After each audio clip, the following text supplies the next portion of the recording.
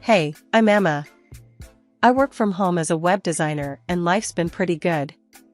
My parents left me a decent inheritance, and I've been pretty stable financially. My best friend, Lily, is a bit of a character.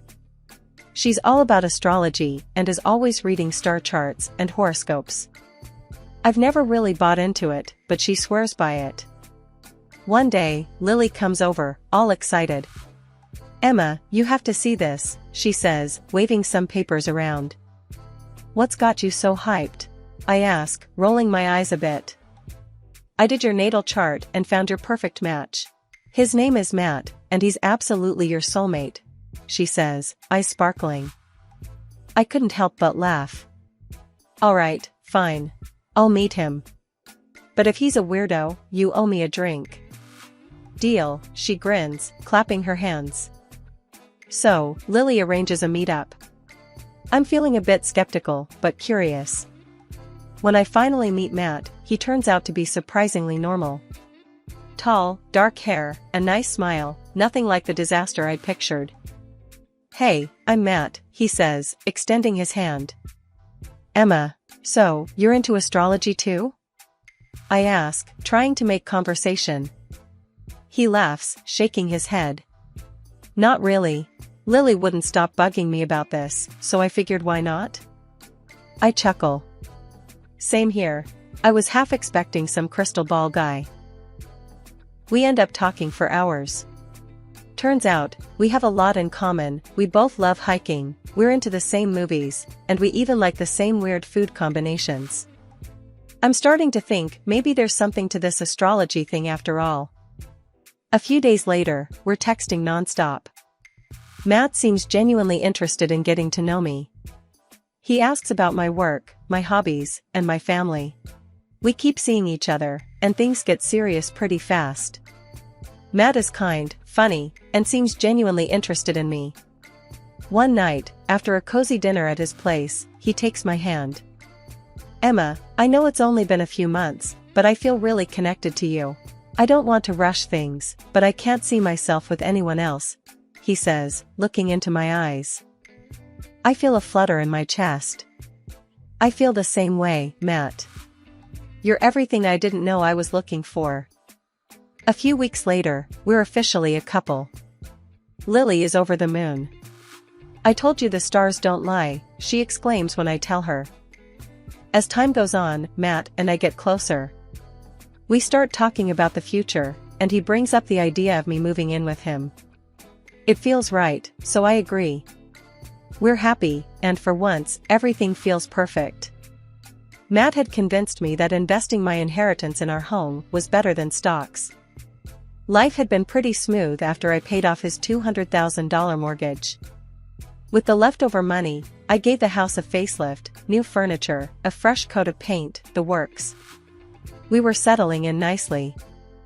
One afternoon, Matt's phone rang, and he answered it, looking concerned. "Mom? What's going on?" I could hear his mom's frantic voice on the other end, though I couldn't make out the words. Okay, calm down. We'll be there as soon as we can," Matt said, hanging up the phone. He turned to me, his face pale. "Dad's had a stroke. He's paralyzed on his left side. We need to go, Emma." We packed quickly and hit the road. The drive was tense, with Matt gripping the wheel, barely saying a word. When we arrived at his parents' house, the place was in chaos. Susan, his mom, was in tears, and her back was acting up. "Matt, Emma, thank God you're here," Susan cried out, her face streaked with tears. "Your father, he can't move or talk, and my sciatica. I can't do anything." After a long, exhausting visit to the hospital, we got the details. George, Matt's dad, was in bad shape. He couldn't move his left side and couldn't speak. It was heartbreaking to see him like that.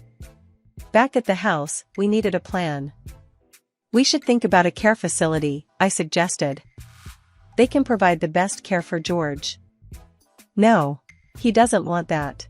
He wants to be at home," Susan snapped, looking furious. I tried to keep my voice steady. "Alright, what about hiring a nurse then?" Someone who can be here around the clock. Susan shook her head, her eyes filling with tears again. We can't afford that. We're running out of money. Matt looked at me, clearly pleadingly. Emma, we have to do something. Mom can't handle this alone. I sighed, feeling the weight of the situation. I can stay here for a while and help out. I work from home, so I can manage. It's not ideal, but we'll make it work. The next day, Matt and I set up a room for George downstairs, so he didn't have to deal with stairs. Susan was hovering, barking out instructions and complaints. This bed is too small. How is he supposed to be comfortable in this? She grumbled. It's what we have right now, Susan. We'll find something better soon, I said, my patience wearing thin. Finally, we got George settled in and comfortable. It was a relief to see him resting, even though he couldn't express it. The next morning, Matt had to head back to our city for work. Once Matt left, reality hit hard. But I was determined to help George recover and support the family, no matter how hard it got. Living with Matt's parents was a real grind. Susan's sciatica had her stuck in her chair, leaving me to take care of George and the whole house. She didn't lift a finger and always had something to complain about. Nothing I did seemed good enough for her. Emma, this soup is too salty, Susan grumbled one evening as I served dinner. It's the same recipe I always use, Susan, I replied, trying to keep my cool. Doesn't look like it. And you're always on that computer. You should be taking care of us, not just sitting around, she added, her tone sharp. I took a deep breath. I'm working, Susan. I need to keep my job to help with the expenses here. Work? It looks like you're just goofing off on that thing, she muttered, rolling her eyes. I swallowed my frustration and went to check on George. He couldn't speak, but his eyes followed me, showing a silent gratitude. It was tough seeing him like this, but I was determined to help him improve. I'll give you a massage now, George, I said softly, setting up the massage table. He blinked slowly, a small sign that he understood. I had recently finished a course in massage therapy to better care for him. As I worked on his muscles, I noticed he seemed to relax a bit. It was the only time he looked somewhat comfortable. A couple of months passed this way. Every day was a struggle to balance work and caregiving, with Susan's constant complaints in the background. Finally, after months of this routine, Susan's sciatica improved enough that she decided to visit Matt for a few months. Emma, I'm going to stay with Matt for a while. I need a break from this place, she announced one morning. I felt a huge weight lift off my shoulders. That's great, Susan. I'm sure it will be good for you. As she packed her bags, I couldn't help but feel a sense of freedom creeping in. It would be just George and me, and I could finally set my own routine without her constant nagging. The day Susan left, I felt like I could breathe again. I went to George's room, and he gave me a look that said more than words ever could. It's just us now, George. We're going to make some real progress, I said, smiling at him. He blinked slowly, and I knew he was on board. With Susan out of the house, life became a lot more manageable. I set up a solid routine for George and me. Every morning, I'd start by helping him with his exercises. I'd lift his legs and arms, encouraging him to move as much as he could. I'd then move on to massaging his muscles, something I'd learned from my recent therapy course. This will help with the stiffness, George. Just hang in there, I'd tell him, working through the knots and tight spots. The days were long, but without Susan's constant nagging, I could focus better. My web design work became my escape, a few hours a day where I could lose myself in creativity. One afternoon, as I was setting up for George's therapy, I noticed something different. His fingers were twitching slightly. Hey, George, can you try moving your fingers for me? I asked, holding my breath. Slowly, very slowly, his fingers curled a bit. It wasn't much, but it was the first movement I'd seen in weeks. I felt a rush of excitement. That's great, George. Keep going, just like that. I encouraged him. His eyes lit up with a spark of hope. From that day on, we worked even harder. Every little twitch, every small movement was a victory. I started incorporating more exercises, pushing George to do a bit more each day. The weeks passed, and George's improvement was steady. One day, as I was helping him stand, he managed to take a step with some support. "Look at you, George. You're walking," I exclaimed, almost jumping with joy. Our daily routines became more rigorous. We'd walk a few steps every day, and George's confidence grew with each one. His strength was returning, slowly but surely. One evening, after a particularly good session, I decided to sit down and have a chat with him. "George, you're really making amazing progress. How are you feeling about all this?" I asked, sitting next to him. He took a deep breath and managed to say, "Better, thanks, Emma." Hearing him speak, even if just a few words, was like music to my ears. "You're welcome, George. We're a team, and we're going to get through this together," I replied, feeling a lump in my throat. As the months rolled on, George continued to improve. He was now able to move around the room with some assistance, and could feed himself with a bit of help. Our bond grew stronger through this journey. We shared more conversations, even if they were simple and slow. "George, you're really a fighter. I'm so proud of you," I said one morning as we sat in the garden, enjoying the fresh air. "Couldn't do it without you," he replied, his words clearer than before. We both sat there, enjoying the moment. It felt good to see him reclaiming parts of his life that had seemed lost forever. His spirit was strong, and his determination was inspiring. Over time, George and I grew very close. He started calling me his daughter, which warmed my heart. One day, we were sitting in the garden, enjoying the sunshine, when I decided to ask something that had been on my mind. "George, why didn't you want to go to a nursing home when you got sick?" I asked gently, looking into his eyes. He looked surprised. "Never said no," he replied slowly. "Saved money for good place." I was taken aback. "But Susan said you didn't want to go, and that there wasn't any money for it." George frowned, a serious look crossing his face. "Didn't know that," he said, his voice firm despite the struggle to speak. "We'll figure out." After months away, I decided to surprise Matt with a visit home. I was excited, thinking about how happy he'd be to see me. I packed my bags, said a quick goodbye to George, and hit the road. The drive felt longer than usual, my mind racing with thoughts of reuniting with Matt. When I finally pulled into our driveway, it was already dark.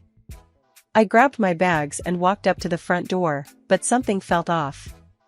My key didn't fit the lock. Confused, I tried again, but it was no use. I rang the doorbell, hoping Matt would answer, and this would all make sense. A woman I didn't recognize opened the door. "Can I help you?" she asked, looking puzzled. "I'm Emma, Matt's wife. This is my house. Who are you?" I replied, feeling a knot forming in my stomach. "I'm Karen. This house was sold a couple of months ago. I'm just here to keep an eye on it," she shot back. My mind went blank for a second. "Sold? That's impossible. This is my home." "I'm sorry, but it's not anymore," she said, looking genuinely sorry. I fumbled for my phone, my hands trembling. I dialed Matt's number, my heart racing. He answered on the third ring. "Hey, Emma. What's up?" he said, his voice sounding oddly calm.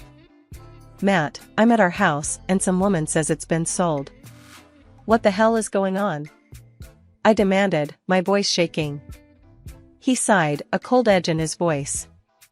"Yeah, I sold the house. I bought a new one for Mom and me." "What? You sold our house without telling me? Where am I supposed to go?" I shouted, feeling a mix of anger and confusion. "There's no place for you in the new house, Emma. I sent the divorce papers. Didn't you get them?" he replied, his tone icy. I felt like the ground was falling away beneath me. "Divorce papers? Are you serious, Matt? I paid off your damn mortgage. How could you do this to me? He laughed, a cruel sound. You can't prove any of that. The house was in my name. It's over, Emma. Move on. Tears stung my eyes as I tried to process his words. What about your father? Who's taking care of him? Dad? He's not my problem anymore. Mom and I don't need him dragging us down. If you want to play nurse, take him. I don't care, Matt said coldly, hanging up the phone. I stood in the parking lot of what used to be my home, the darkness surrounding me, feeling utterly lost. My conversation with Matt had left me dumbfounded. I couldn't believe he had sold our house, abandoned his father, and sent me divorce papers without a second thought. My phone buzzed, jolting me out of my daze. It was George. Emma, come back. Need to talk, George said, his voice weak but urgent. I'm coming, George. I'll be there soon, I replied, my voice shaking. I got into my car and drove through the night, my mind a whirlwind of anger, sadness, and confusion. By the time I reached George's place, it was early morning. Exhausted, I walked through the door and saw George waiting for me, his eyes filled with concern. George, I don't know what to do, I stammered, feeling the tears welling up. I couldn't hold it in any longer and burst into tears right on his shoulder. He led me to the living room and helped me sit down. Tell me, what happened? He said, looking at me with those kind eyes. I took a deep breath, trying to steady myself. Matt sold the house, George. He said there's no place for me and that he doesn't care about you either. He sent me divorce papers. George's face hardened, a rare show of anger. I knew they were up to no good. What do you mean, George? I asked, wiping my tears. After my stroke, couldn't speak, they talked, in front of me. He began, his voice trembling with the effort. What did they say? I asked, feeling a chill run down my spine. They planned everything. Told me they'd get your money, sell house, kick you out, George said, his eyes filled with pain. I stared at him in horror. They actually said that? How could they be so cruel? Thought I couldn't understand. But I did, he continued, his voice getting stronger. They also wanted to get rid of me. Sell my house. Tears streamed down my face as I listened. I can't believe they'd do this to their own family. George took a deep breath. I've taken care of everything. What do you mean? I asked, looking at him, confused. He reached into his pocket and pulled out a set of keys, handing them to me. I bought Matt's house. It's yours now. I looked at the keys, then back at George, feeling a wave of emotion. You did this for me? Why? Because you deserve it. You paid for it. Not them, he said firmly. I burst into tears again, but this time they were tears of happiness and relief. Thank you, George. I don't know what to say. As I sat there, holding the keys to my new home, I felt a mix of gratitude and determination. George had given me a second chance, and I was not going to let Matt and Susan's betrayal break me. We were going to fight back, and we were going to win. Together. The next day, George decided it was time to make things official. He called a lawyer to the house to change his will. Emma, need you to be the heir, George said, looking determined. Are you sure, George? I asked, feeling a mix of gratitude and concern. Yes, it's right. You took care of me, not them, he replied, his voice steady despite his condition. The lawyer arrived, and we sat down at the kitchen table. George explained his wishes, and the lawyer nodded, drafting the new will. I felt a lump in my throat as George signed the papers, making me the sole heir to all his property. A few days later, I met with Jack again, bringing all the documents and evidence we had gathered. Jack was impressed with the thoroughness of our preparation. Emma, this is solid. We've got everything we need to go after Matt and Susan, he said confidently. I'm ready to fight, Jack. Let's get that $200,000 back, I replied, feeling a surge of determination. Jack filed the lawsuit, demanding the return of my money. We also provided evidence from the bank, with witnesses confirming the transfer of funds. It was a strong case, and I felt hopeful about our chances. A few days later, there was a knock on my door. I opened it to find Matt and Susan standing there, looking desperate. "Emma, we need to talk," Matt said, his voice shaky. I crossed my arms, glaring at them. "What do you want?" "Please, Emma, we're sorry. We didn't mean for things to go this far," Susan said, her voice trembling. "Sorry? You two planned this from the start. You lied, stole my money, and tried to kick me out," I shot back, feeling my anger rise. "Emma, please, let's work something out. We don't want to go to court," Matt pleaded, his face pale. I shook my head, my voice cold. "I don't want anything to do with people like you. And by the way, George has recovered and transferred all his property to me. You two are left with nothing." Matt's face turned ghostly white, and Susan's eyes widened in shock. She fainted right there on my doorstep. Matt just stood there, speechless. "Get her out of here, Matt. I don't have time for your games," I said, pointing towards their car. He nodded, still in shock, and dragged Susan to the car. As they drove away, I felt a strange sense of closure. A few weeks later, the court ruled in my favor. I was awarded the $200,000, and the divorce was finalized. It was a long, hard battle, but I had won. I drove back to George's house, feeling lighter than I had in months. As I walked in, George looked up, his eyes full of curiosity. "How did it go?" "We won, George. I got the money back, and the divorce is final," I said, tears of joy streaming down my face. We sat together in the living room, the weight of the past months lifting off our shoulders.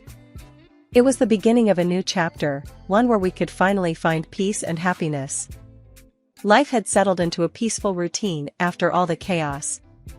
I lived in my own house now, and George was a regular part of my life, like the father who passed away early and whom I hardly remember. We spent our days tending to the garden, chatting about old times, and simply enjoying each other's company. It was nice to have this calm after the storm. One sunny afternoon, as I was sipping coffee on the porch, my phone rang. It was Lily, my astrologer friend, who had introduced me to Matt. "Hey, Emma. You won't believe what I've found in your chart this time." Lily's voice was bubbling with excitement. I chuckled, already guessing where this was headed. "Oh boy, what is it now, Lily?" "You've got a new love coming your way. He's perfect for you, even better than the last one. The stars don't lie," she said, practically squealing with joy. I burst out laughing, shaking my head. "Lily, after everything that happened, I think I've had my fill of horoscope-based romances. But Emma, this one is different. The alignment is just right. You've got to trust me on this," she insisted. "Lily, I appreciate it, but I'm focusing on myself for now. If Mr. Perfect is out there, he'll find me without the stars' help," I replied, feeling more amused than annoyed. After hanging up, I couldn't help but laugh at the whole conversation. Despite everything, Lily's enthusiasm was infectious. But I knew I was in no rush to jump into anything new. I was content with my life as it was. George wheeled himself onto the porch, looking curious. "Who was that?" "Lily. She's trying to set me up with another perfect match from the stars," I said, rolling my eyes playfully. George chuckled, his eyes twinkling. "Stars didn't work so well last time." "Exactly. I told her I'm done with horoscope dates. I've got enough on my plate without adding a new guy into the mix," I replied, grinning. "You'll find someone when the time's right," George said, giving me a knowing look. I looked out at our garden, feeling a deep sense of contentment. The flowers were blooming, and the vegetables were coming along nicely. It was a little paradise we had created together.